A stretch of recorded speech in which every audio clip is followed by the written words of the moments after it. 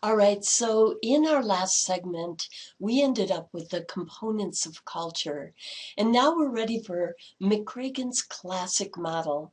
Classic model was 1986, actually, when McRagan proposed this model called the journey of cultural meaning. In other words, how cultural meaning travels.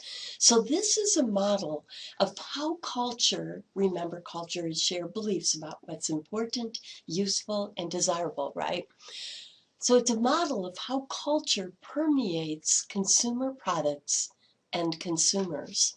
So what we're going to do is we're going to look at the major pipelines in this model, two major pipelines. And the first one describes the pipeline where culture is actually transferred to products, okay, in two different ways, through marketing activities and through fashion systems.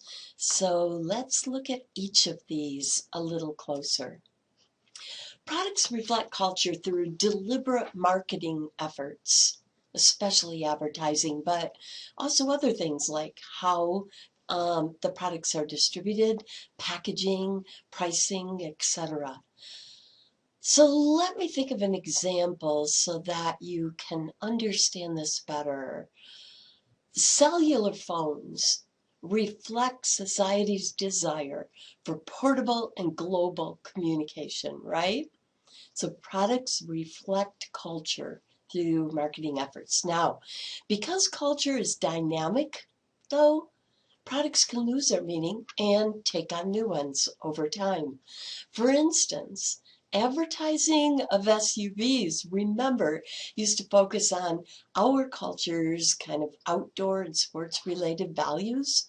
But now SUVs also reflect extravagance and excessive fuel consumption, other negatives like that.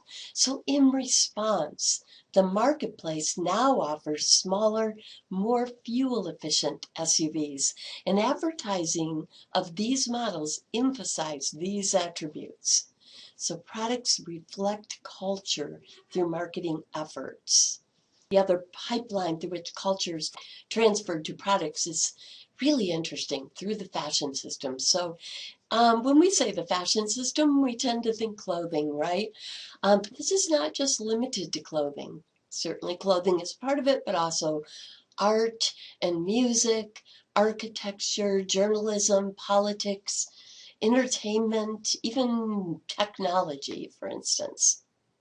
So first, fashion systems can reflect culture by associating new styles with existing culture.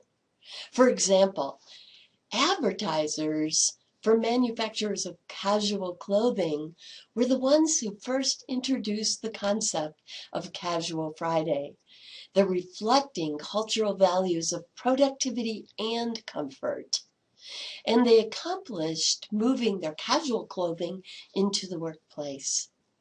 So one way in which fashion systems transfer culture through products is by associating new styles with existing culture. The second way is by enlisting opinion leaders, what are called opinion leaders, to adopt and endorse a product. Opinion leaders are individuals who are held in high esteem by a society because of cultural values. It could be values for beauty or talent or other accomplishments. In the United States, Angelina Jolie, the actress, has become an opinion leader regarding humanitarian causes. And Warren Buffett, for instance, in the United States, in matters of investing. In South Korea, pop singer Rain has prompted new cultural meaning in music. Now, the third and final way that the fashion system installs culture into products is a really interesting one, through radical reform. This is a unique way in which less powerful but innovative groups can redefine and instill culture into products by challenging the existing order. Sounds very rebellious, right? For example, hippies protested the Vietnam War And as a result, the anti-war peace-loving symbols dominated clothing and other body adornment during those years. And in the 2000s, new hip-hop styles permeated clothing, including wearing sagging pants without a belt, and a trend that now appears to be waxing. Okay? But a really interesting trend, the style originated in prisons where new inmates are immediately stripped of their belts so that they cannot be used as a weapon or a noose. So in solidarity with the prison brothers and in protest of racism in the criminal justice system, many hip-hop artists began donning this style, often to the dismay of more formal states and institutions, exposing their underwear. So radical reform is especially prominent in Western cultures, where protests can capture the attention and intrigue of the people. In our next segment, we're going to explore the second pipeline. So we've looked at McCracken's classic model, and we're looking at the pipelines. We looked at the first one, how culture is transferred to products.